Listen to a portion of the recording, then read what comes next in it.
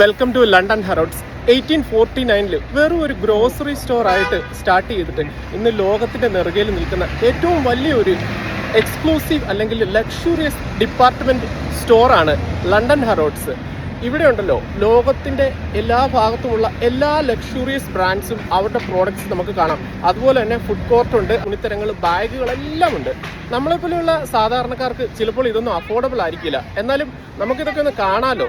ഇതിൻ്റെ അകത്ത് കയറുമ്പോൾ നിങ്ങൾ ശ്രദ്ധിക്കേണ്ടത് ക്യാഷ് നിറച്ച മിനിമം 2 ക്രെഡിറ്റ് കാർഡും പിന്നെ വീടിൻ്റെ ആധാരവും കൂടി എടുത്തു കഴിഞ്ഞ് കഴിഞ്ഞാൽ നല്ല രീതിയിൽ ഷോപ്പ് ചെയ്യാൻ പറ്റും.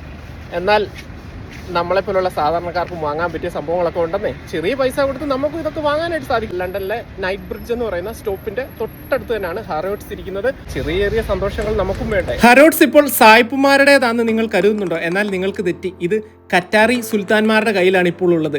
1849 ബ്രിട്ടനിലെ ചാൾസ് ഹെൻറി ഹറോഡ് ലണ്ടനിൽ ഒരു ഗ്രോസറി ബിസിനസ് തുടങ്ങി. ആ കട വളർന്നു വലുതായി ഹറോഡ്സ് ആയി മാറി.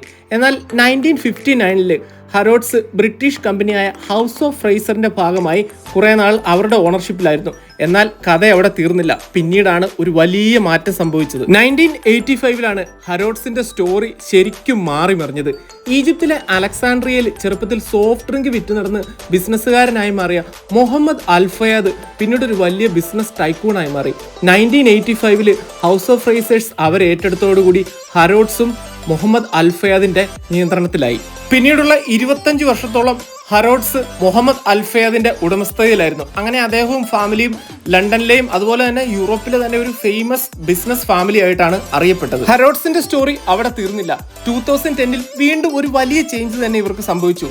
ഏകദേശം 1.5 ബില്യൺ ബ്രിട്ടീഷ് പൗണ്ടിന് അൽഫയാദ് ഫാമിലി അവരുടെ ഹറോഡ്സ് ഖറ്റാർ ഇൻവെസ്റ്റ്മെന്റ് അതോറിറ്റിയുടെ ഇൻവെസ്റ്റ്മെന്റ് ആമായ ഖറ്റാർ ഹോൾഡിംഗ്സിന് വിറ്റു. ലണ്ടനിൽ ആരെയും അസൂയപ്പെടുത്തുന്ന തലയെടുപ്പുള്ള ഈ ഹറോഡ്സ് ബ്രിട്ടീഷുകാരുടെ ഓണർഷിപ്പിൽ നിന്ന് മാറി ഈജിപ്ഷ്യൻ ബിസിനസ്സുകാരുടെ കയ്യിലെത്തി അവസാനം ഖറ്റാരി അറേബ്യൻ സുൽത്താൻമാരുടെ കയ്യിലെത്തിയിരിക്കുകയാണ്. ഹറോഡ്സിന്റെ വിസിറ്റ് എന്ന് പറഞ്ഞുണ്ടല്ലോ, അത് നമ്മൾ ശരിക്കും അവിടെ ഒന്ന് പോയി കയറി കണ്ടിരിക്കേണ്ട സംഭവം തന്നെയാണ്.